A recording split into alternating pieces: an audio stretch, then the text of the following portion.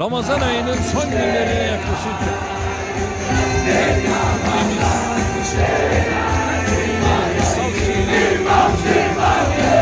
üzüntümüzü hem öfkemizi artıran haberler.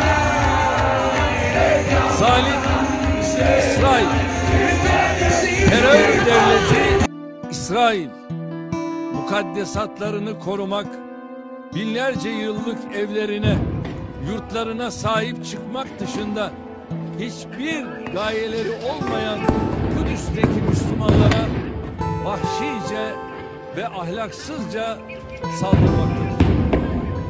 Mukaddes şehir Kudüs'ün onurunu, şerefini, izzetini, haysiyetini korumak her bir Müslümanın boynunun borcudur.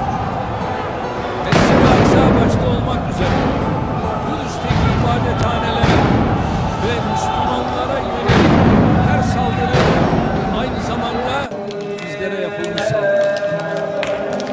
Kudüs'teki saldırının muhatabı oradaki kardeşlerimizle birlikte Mekke'de Kabe'yi tavaf eden, Medine'de Peygamberin aleyhissalatu vesselam huzurunda bulunan her Müslümandır.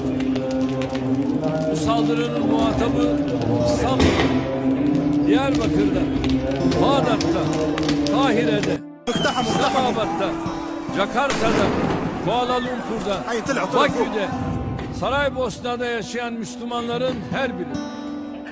Daha da önemlisi, 3 dinin kutsallarını barındıran Kudüs'ü vicdansız, ahlaksız, hukuksuz, saygısız saldırılarıyla kirleten zalimlere karşı çıkmak insanım diyen her bireyin vazifesi.